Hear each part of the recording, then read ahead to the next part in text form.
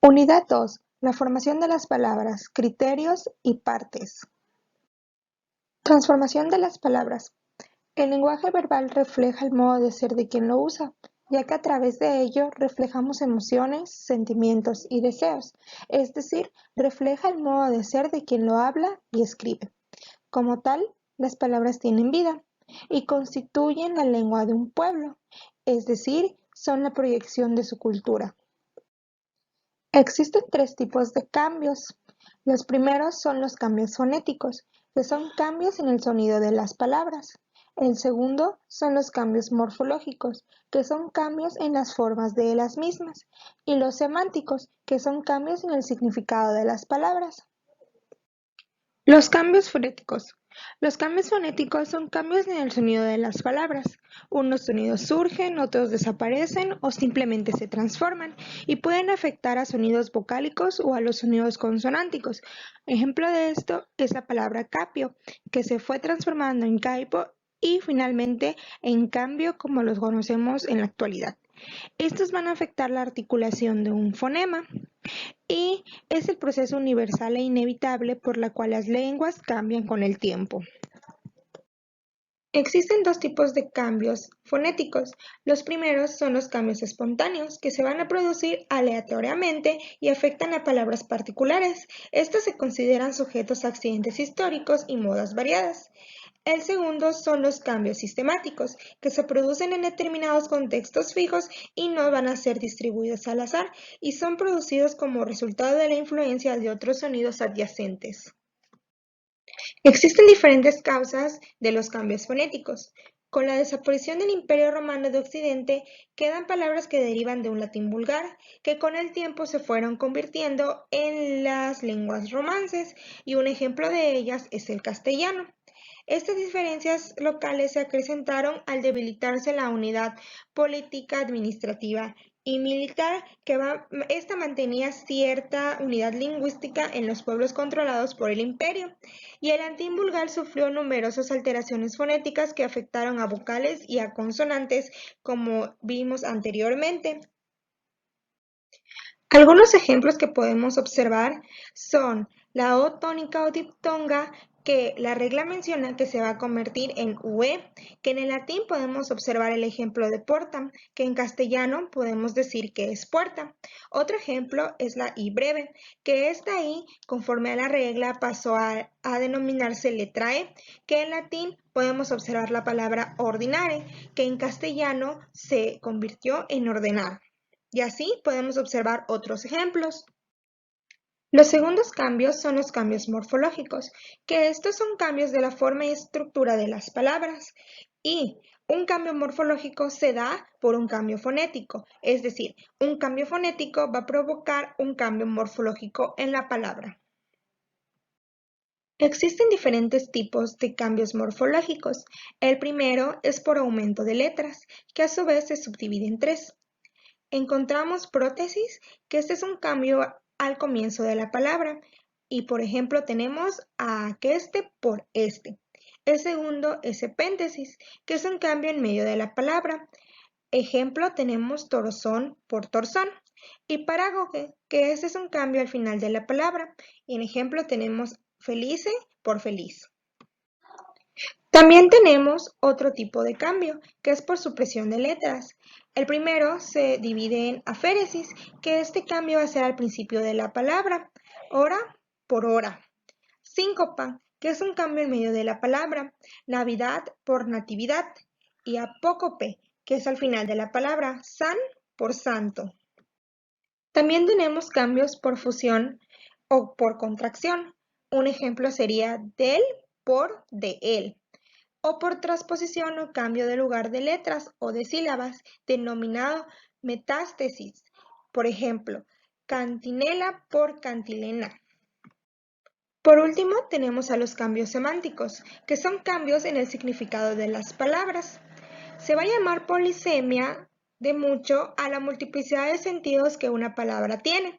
Ejemplos: tenemos átomo, que etimológicamente es lo indivisible, y doctor, de docere o enseñar. Diptongos griegos. ¿Qué son los diptongos? Un diptongo es la unión de dos fonemas vocálicos. Es decir, cuando se juntan, dos vocales se pronuncian en una sola sílaba. Tanto en el griego como en el español existen los diptongos.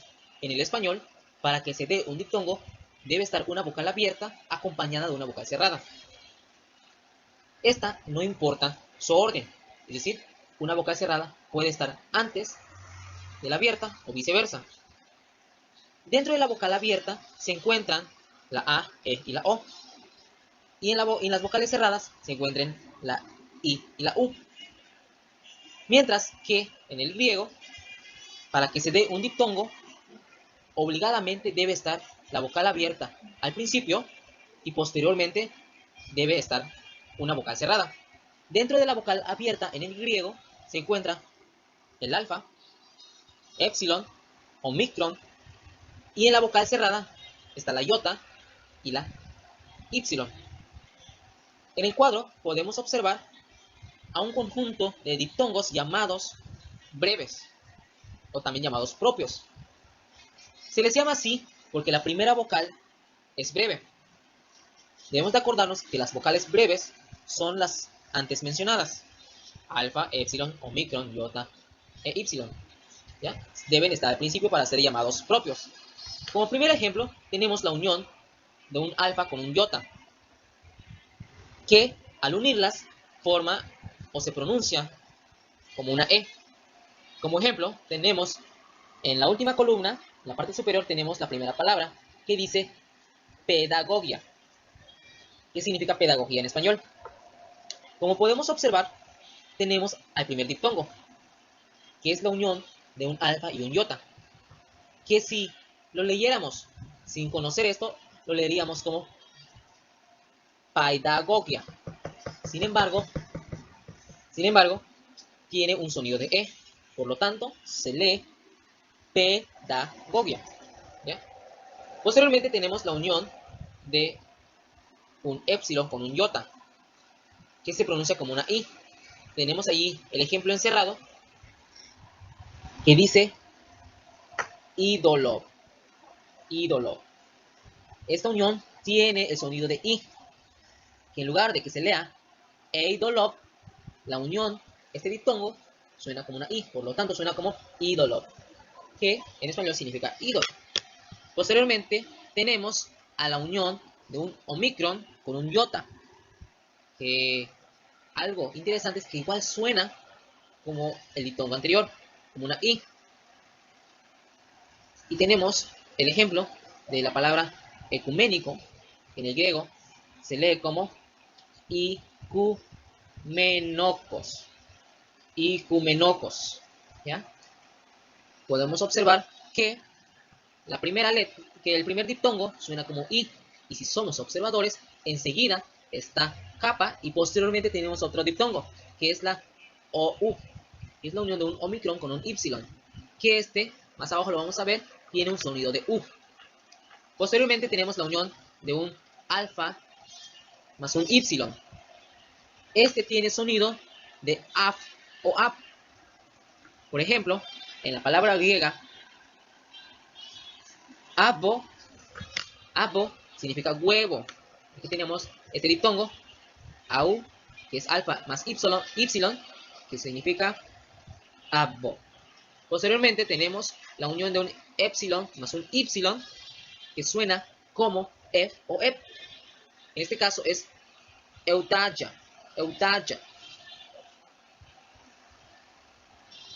eutaya, que es felicidad. Aquí podemos observar el diptongo.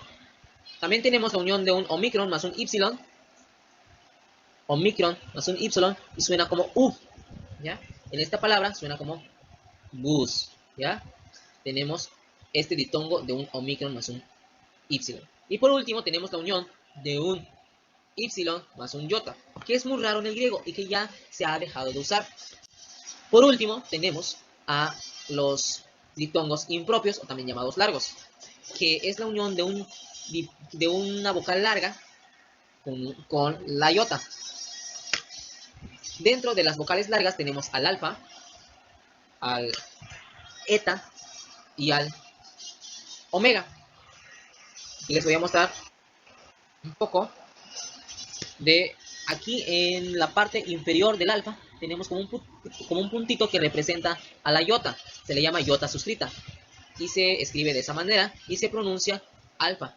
Si la alfa con una iota suscrita se pronuncia A, una eta con una iota suscrita se pronuncia E y un omega con una iota suscrita se pronuncia O.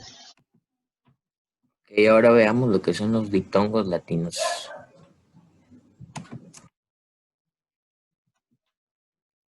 Un diptongo es el conjunto de dos vocales en el cual se van a pronunciar como una sola sílaba. En el latín, las vocales A, E, I, O, U se pronuncian como en el castellano. En el latín existen tres tipos de diptongos. Estos son el AE, el AU y el OE. Eso no quiere decir que cuando nosotros encontremos juntas estas vocales, no las vamos a pronunciar como si estuvieran juntas. Bueno, el diptongo AE en el español se pronuncia E. Un ejemplo sería CAE César, AETAS, PAENA, pero esas palabras no se pronuncian así. La verdadera pronunciación sería César, edad, pena. El diptongo OE en el español se pronuncia como ed igualmente. Un ejemplo sería croaesus y la pronunciación correcta sería creso en el latín. En el diptongo AU en el español se pronuncia O. Un ejemplo de esto sería la palabra aurum, pero la pronunciación sería orum y en el español significaría oro. Y bueno, eso sería todo. Gracias por su atención.